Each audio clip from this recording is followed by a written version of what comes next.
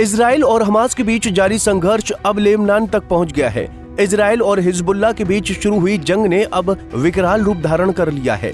Hamas के बाद अब युद्ध का एक नया मोर्चा इजराइल और लेबनान के बीच खुल चुका है। इजराइल ने दक्षिण लेबनान पर एयर स्ट्राइक की थी। इस एयर स्ट्राइक में हिजबुल्लाह की ड्रोन यूनिट के कमांडर मोहम्मद सरूर की मौत हो गई है। इजरायली अधिकारियों ने सरूर की मौत की पुष्टि की है। अमेरिका और फ्रांस की तरफ से जंग रोकने की मांग की गई थी, लेकिन इजराइल ने लेबनान में जंग रोकने से साफ इनकार कर दिया। इजराइल के मुताबिक पीएम नेतन्याहू की सलाह पर सेना पूरी ताकत से लेबनान में लड़ाई जारी रखेगी। सीज फायर पर नेतन्याहू के इनकार के बाद अमेरिकी व्हाइट हाउस ने कहा कि उन्होंने सीज फायर प्रस्ताव की घोषणा से पहले इजराइल के साथ बातचीत की थी।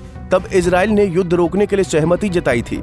ऐसे में अब सवाल है कि अमेरिका की जंग रोकने के प्रस्ताव पर इजराइल के इनकार के बाद ये युद्ध अब किस करवट मुड़ेगा।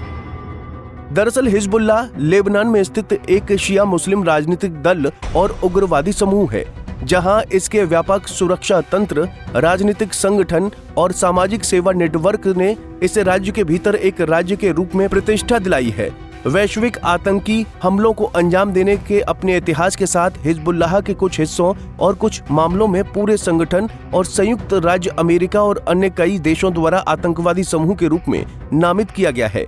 हाल के वर्षों में ईरान और सीरिया के साथ लंबे समय से चले आ रहे गठबंधनों ने हिजबुल्लाह को एक तेजी से प्रभावी सैन्य बल में बदल दिया है, जिसके बारे में विशेषज्ञों का कहना है कि ये अपने पुराने दुश्मन इजराइल के खिलाफ नई लड़ाई की स्थिति में एक कठिन चुनौती पेश करेगा। हालांकि उसी समय लेबनान ने हिजबुल्लाह के अधिकारी और अन्य नेता सार्वजनिक असंतोष का सामना कर रहे हैं, क्योंकि राष्ट्र विफलता के कगार पर है और हिजबुल्लाह की राजनीतिक शक्ति कम हो सकती है।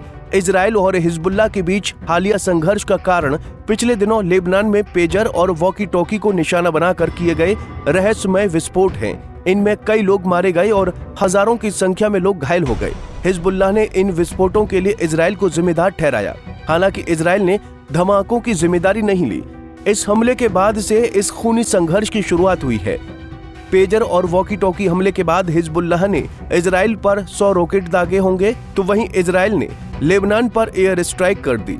हिजबुल्लाह पर दबाव बनाने के लिए इजरायली डिफेंस फोर्स ने हिजबुल्लाह के 1600 टारगेट को निशाना बनाया, जिसमें 10,000 रॉकेट्स बर्बाद होने का दावा किया गया है। वहीं लेबनान के अधिकारियों ने बताया कि इजरायली हवाई हमलों में 35 बच्चों, 58 महिलाओं समेत 492 लोगों की मौत हुई है, जबकि 1645 लोग घायल हुए हैं। मरने वालों में 2 चिकित्सक भी शामिल हैं। 2006 में इजराइल लेबनान जंग के बाद लेबनान पर हुआ ये सबसे बड़ा घातक हमला है। इजराइल ने लेबनान में चलाए जा रहे इस ऑपरेशन को नॉर्दर्न एरोज नाम दिया है। बहरहाल हमास से जंग के कारण इजराइल को भी नुकसान हुआ है और अब वो काफी हद तक फूंक फूंक कर अपने कदम आगे रखेगा। हिजबुल्लाह के लड़ाके इजरायली सीमा और लितानी नदी के आसपास हैं। इजराइल उन्हें यहाँ से खदेड़ना चाहता है। माना जा रहा है कि अगर हिजबुल्लाह के लड़ाके पीछे नहीं हटते हैं तो इजरायली सेना जमीनी हमला कर सकती है।